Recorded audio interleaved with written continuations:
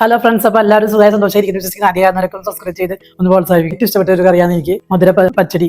ഈ പ്രാവശ്യം ട്രൈ ചെയ്ത് നോക്കുന്നത് എല്ലാവരും വീട്ടിൽ ട്രൈ ചെയ്ത് ഒന്ന് സബ്സ്ക്രൈബ് ചെയ്ത് ഒന്ന് പ്രോത്സാഹിക്കും. പൈനാപ്പിൾ നമ്മൾ ചെറിയ ചെറിയ കഷ്ണങ്ങളാക്കിയിട്ട് മാറ്റി വെച്ചിട്ടുണ്ട്. അരിഞ്ഞ് കുറച്ച് പൈനാപ്പിളിന്റെ കഷ്ണം നമ്മൾ ഈ മിക്സിയുടെ ജാറിലൊന്ന് അരച്ചിട്ട് ഞാൻ ഈ പൈനാപ്പിൾ കറിയിട്ട് വേവിക്കുകയാണ്. എനിക്ക് നമ്മൾ ഒരു സ്പൂൺ മുളക് പൊടിയും അര സ്പൂൺ മഞ്ഞൾപ്പൊടിയും കുറച്ച് ആവശ്യത്തിന് ഉപ്പിട്ടിട്ട് അരച്ച് വെച്ചിരിക്കുന്ന പൈനാപ്പിളും അത് കഴുകിയിട്ട് കുറച്ച് വെള്ളവും അതിലേക്ക് ഒഴിച്ച് കൊടുത്ത് മൂടി വെച്ചിട്ട് 4 വിസിലിട്ട് നന്നായിട്ട് പൈനാപ്പിൾ വെന്ത് അരപ്പ് തയ്യാറാക്കി എടുക്കാം. അപ്പം നമ്മൾ അരമുറി തേങ്ങയും 3 പച്ചമുളക് ഇട്ട് പിന്നെ ഒരു സ്വല്പം കടുക് ഇട്ടിട്ട് ഒന്ന് മിക്സിയുടെ ജാറിൽ തൈര് കൊണ്ട് ചേർത്തിട്ടാണ് അരിക്കും. പാൻ എടുത്തിട്ടുണ്ടെങ്കിൽ നമ്മൾ പൈനാപ്പിളൊക്കെ നന്നായി വെന്ത് ഉടഞ്ഞ് അതിലേക്ക് നമ്മൾ ഒഴിച്ചു കൊടുക്കുക. കുറച്ച് ശർക്കര 100 ഗ്രാം നമ്മൾ ഉരുക്കി വെച്ചിട്ടുണ്ട്, അത് ഒഴിച്ചു കൊടുക്കും. വെള്ളമൊക്കെ പറ്റി നന്നായിട്ട് അത് കുറുക്കും.